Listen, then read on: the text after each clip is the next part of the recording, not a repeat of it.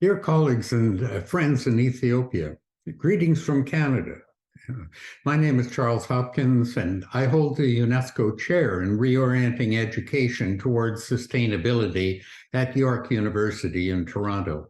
It's a pleasure to once again be with you virtually and to make a few remarks. I've prepared some slides, so let me bring them up.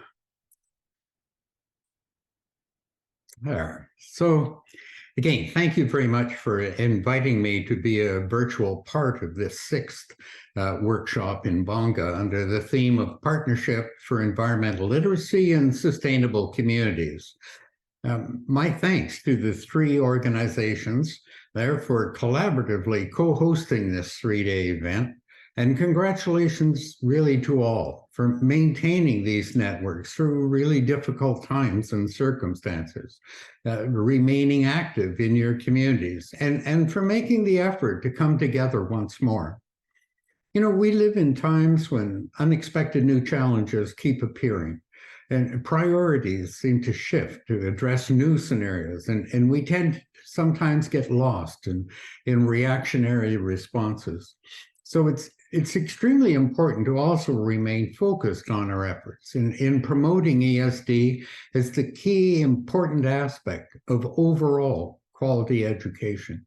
You know, Education for Sustainable Development, or ESD, has been recognized 3 times in 2017, 2019, 2021 by the United Nations General Assembly as a key enabler for the Sustainable Development Goals and the entirety of the 2030 Agenda. So it's important for us to keep on track and not to get distracted by these short-term influences around us.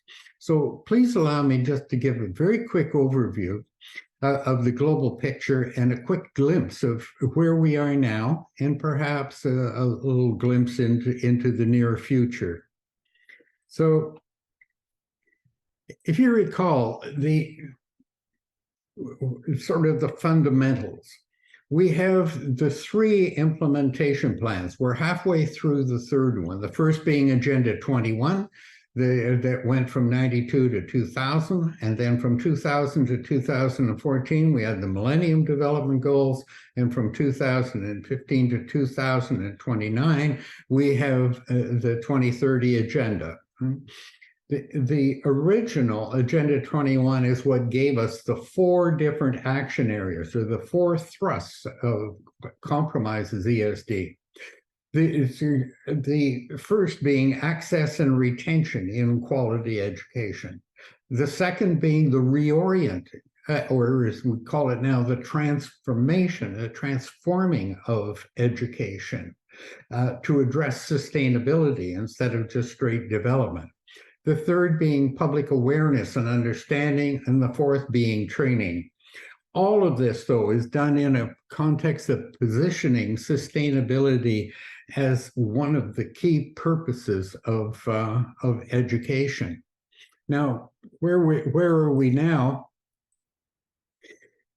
If we were to look at the far right, the training, that's ESD, and training is often seen as part of technical and vocational education, or TVET and so on. And the public awareness, UNESCO largely partners with NGOs, but mainly with other UN agencies and national governments to try and build up public awareness and understanding of it.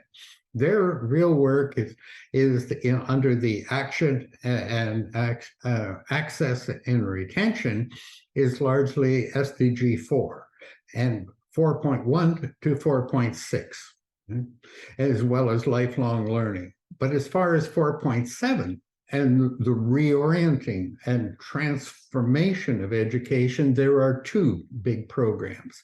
One that you've heard of recently called the Greening Education Partnership.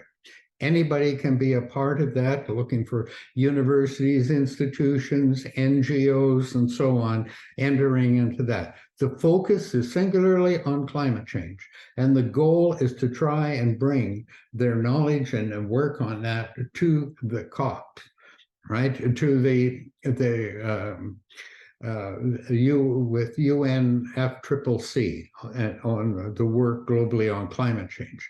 The other larger program is Education for 2030. It builds on the old decade of education that ran from 2005 to 2014, and that was followed with the Global Action Program, or GAP, which ran from 2015 to 2019. Okay, those were sort of the early ones. Now we're into Education for Sustainable Development, the ESD for implementing the 2030 agenda. Let me get myself straight. So it's ESD working on all of the SDGs, right? But all in a holistic way of moving forward, and still with the goal of positioning sustainability. Now, for your particular purpose, the importance of your conference, right? What I wanted to do was to address this current framework of transformation or reorienting, right? And we're talking about, UNESCO has put forward 5 steps. The first one being the acquisition of the knowledge and the information to be sort of going beyond awareness and trying to really understand the issue. After that is that critical analysis of where did it come from, who benefits from it, why is it there, how could we change it, who would be the new benefactors, and what would go on. The next thing, though, for it to really engage is to get your hands on it and to actually become engaged and do something. But then the fourth aspect is the one of compassion. And I think this is where we could really learn and benefit from your views and perspectives. How does one deal in compassion? How can one be compassionate without a feeling of colonialism, that feeling of a sense of being better than the person with whom you're compassionate? How do you avoid being above them? And who do we have compassion? Is it our only group, our own people, or is it compassion even beyond other forms of humanity, right? How can we maybe link compassion with solidarity? We really don't know what that means, but we do know that a knowledgeable, compassionate mindset within the individual sets a possibility for a path of actual engagement and empowerment. So the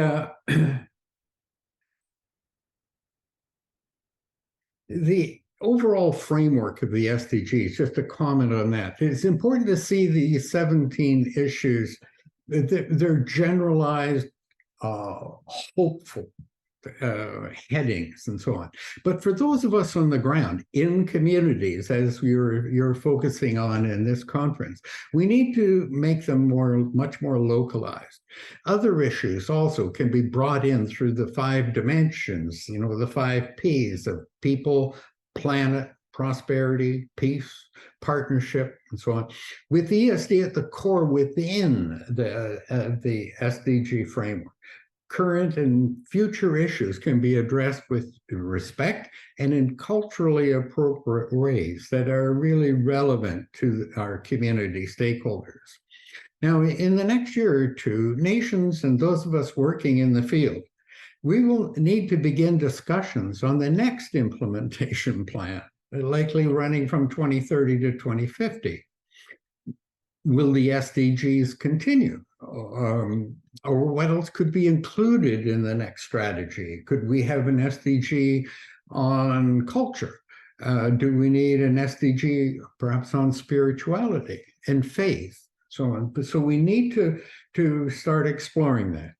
And furthermore, I want to share with you the upcoming year will be particularly interesting for African countries. Those African countries involved with UNESCO and ESD. as UNESCO is stepping up their engagement with higher education with a focus on a program called Priority Africa, beginning with a series of webinars for UNESCO chairs, but including chairs beyond Africa. So Catherine and I will try to keep you informed.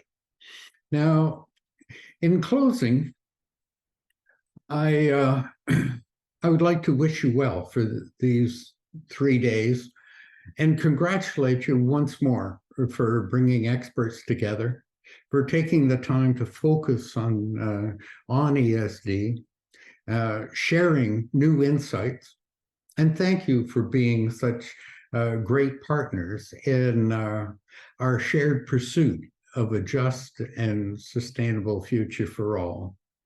Thank you very much for this opportunity.